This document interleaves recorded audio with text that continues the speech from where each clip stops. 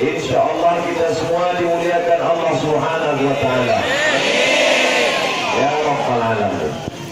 Tidak pernah terlintas di pikiran saya, walaupun sebesar ujung kuku, sebesar ujung rambut, sebesar butiran debu, akan memakai pakaian kebesaran. Bukan cuma kebesaran, tapi juga keberatan.